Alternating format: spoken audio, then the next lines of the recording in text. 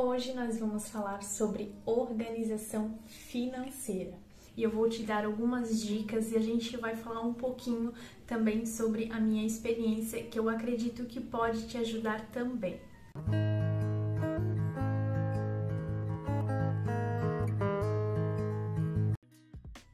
A primeira de tudo, eu já vou começar falando que eu não sou uma expert em organização financeira, mas eu, por experiência própria, vi as mudanças acontecerem a partir do momento que realmente eu levei isso a sério, que eu comecei a estudar um pouquinho mais sobre o assunto, que eu comecei a procurar pessoas certas, profissionais, que realmente poderiam me instruir ou que simplesmente em assistir um canal no YouTube, fazer cursos, workshops gratuitos que sempre tem, lives, procurar estudar sobre o assunto. E eu quero indicar 3 profissionais aqui que eu acredito que são um dos mais comentados e famosos. Porém, cada um vai ter um perfil, cada um tem um jeito diferente e comigo foi assim também. Eu conheci primeiro, foi o Gustavo Cerbasi. Ele é maravilhoso, então ele explica muito bem sobre todas as questões financeiras e investimento. Porém, quando eu conheci a Natália Arcori, ela tem uma linguagem, uma comunicação um pouco mais divertida. Então, pra gente que não entende muito, que não é do ramo, às vezes é um pouquinho complicado entender essas questões de financeira, investimento. E com a Natália Arcori, eu consegui, de forma bem simples, absorver e colocar essas coisas na cabeça. E hoje também uma pessoa que eu acompanho muito, que eu gosto muito, é o Thiago Nigro, Primo Rico, talvez muitos conheçam como Primo Rico. Hoje eu só sigo o Thiago Nigro e o Gustavo Cerbasi. A gente precisa escolher alguns para realmente ter como mentor. E agora eu vou dar 6 dicas para vocês que a gente fez na nossa vida pessoal e que também acredito que pode dar certo para você. A primeira é algo bem particular: planilhas. Muitas pessoas talvez não consigam, não saibam ou não tenham acesso a planilhas, mas para mim ela é uma coisa fundamental na hora de organizar todos os meus gastos, todos os nossos projetos, planejamento. Eu coloco tudo em planilha. E a planilha também já é uma calculadora, já é uma projeção para o futuro, já é uma revisão do passado. Então ali na planilha você consegue fazer várias coisas. 2. Depois da pandemia, a gente viu uma necessidade muito grande de ter um controle maior. Não é questão de mesquinharia, questão de pobreza ou questão de extrema organização, mas eu acho que é o básico, a gente saber o quanto que a gente pode, o quanto que a gente não pode, saber o que a gente quer, até onde, qual que é o tamanho do passo que a gente pode dar. Então eu acredito que ter essa visão e realmente enxergar que a gente precisa de um planejamento essencial para você começar a colocar a sua vida financeira em dia. E claro, a gente colocava tudo no papel. Papel, forma de falar, como eu disse, eu uso hoje mais planilha, mas eu também escrevi algumas coisas, eu não estava com o computador ali aberto, ou celular, então eu já pegava um papel, uma caneta, o que tivesse ali na frente para anotar, mas eu sempre anoto. O quarto é sobre quitar, antecipar a sobra, né? Tudo que a gente sobrava do nosso planejamento, do nosso salário, do nosso mês, a gente sempre via o que era mais viável. A gente antecipar um parcelamento, a gente quitar, né? A gente fazia a comparação da questão dos juros.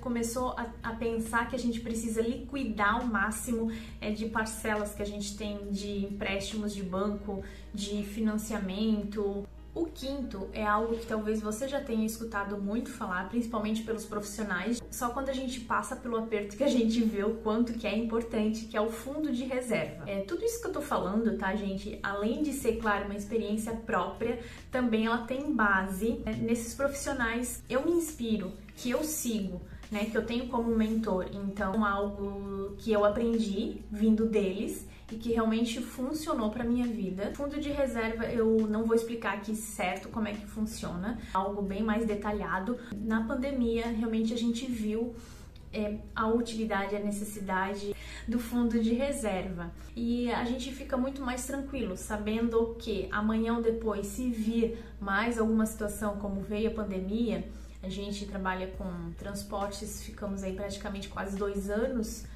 sem escolas, sem viagens, sem turismo. Então a gente passou realmente por uma fase bem complicada, porque a gente também não tinha fundo de reserva. E só depois dos 3 pontos principais, que é os gastos, a quitação de dívidas, se preocupar com o fundo de reserva, é que a gente vai fazer planos, projetos e tentar realizar sonhos pessoais. Não que a gente deixa de fazer isso no nosso dia a dia, mas a gente tenta equilibrar isso com gastos menores, mas quando é algo maior, a gente sempre faz isso depois desses 3 outros que são mais importantes. Já puxando esse gatilho de coisas pessoais, de projetos e sonhos, eu vejo que tem muita gente que inverte, sempre prefere comprar uma roupa do que pagar alguma coisa, sempre tem alguém que quer fazer alguma coisa em casa antes de pensar que talvez poderia quitar um financiamento e às vezes ficar não pagando juros, às vezes não tem as contas em dia dentro de casa, mas está lá desfilando com um iPhone que mal consegue pagar. São 3 coisas bem importantes que eu vi pra gente analisar referente a isso. Uma delas é sobre a gente enxergar a nossa realidade, o que a gente pode e o que a gente não pode. Se dá pra fazer, planeja, coloca no papel e segue o plano.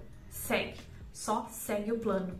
Se não dá pra fazer, engole o choro, aceita que é melhor, porque não tem jeito. Espera mais um pouco, que uma hora vai chegar. E eu vejo isso em muitos lares acontecendo, né?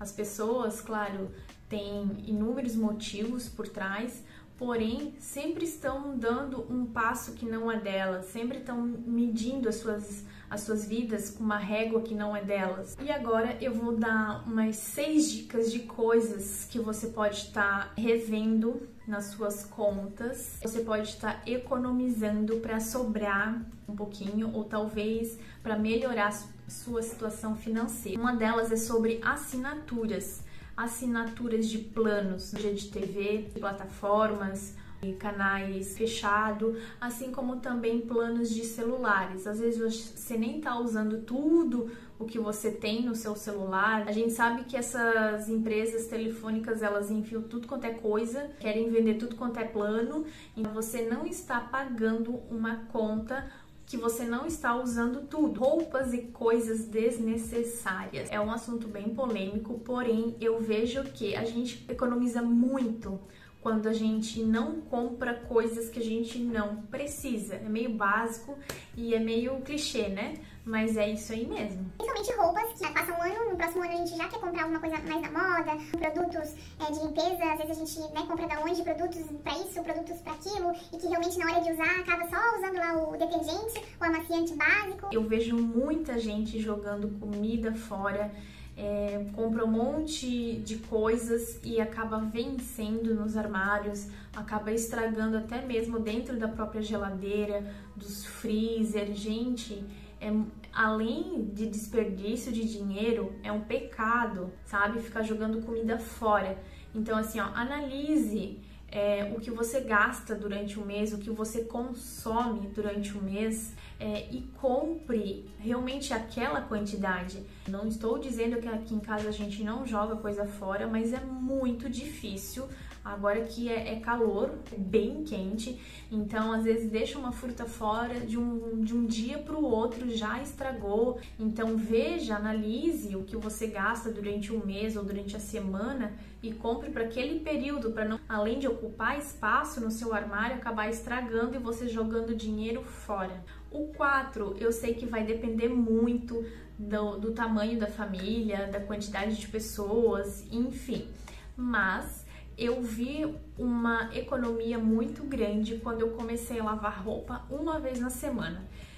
Aí eu vou escovar, vou lavar uma vez por mês, eu tenho crianças, eu tenho 5, eu tenho 10 pessoas na minha casa. Ok, a gente, como eu disse, eu sei que vai depender do tamanho da família, mas aqui em casa eu só lavo roupa uma vez na semana. Me economiza tempo, me economiza dinheiro, porque eu acumulo mais roupas para lavar numa vez só e não fico empicadinho. Quando eu vou utilizar a máquina, ela já gasta energia ali uma vez só na semana.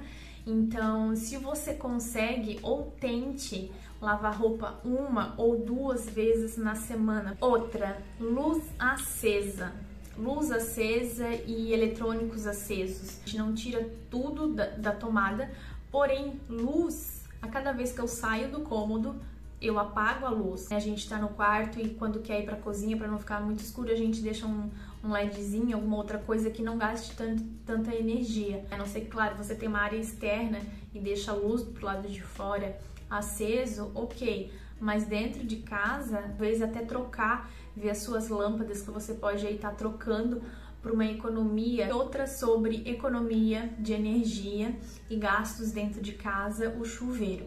Quando eu comecei a pesquisar sobre coisas que a gente poderia estar economizando e cortando dentro de casa, eu vi muitos profissionais falando que o chuveiro era um dos principais vilões para comer energia. E tudo que esquenta em casa é o que mais gasta energia. Realmente a gente, além de lavar roupa uma vez na semana, a gente também tem controlado bastante o chuveiro. Como eu disse, tudo que esquenta gasta mais energia, então o chuveiro é algo que realmente comecei a me controlar para realmente dar uma economizada na luz.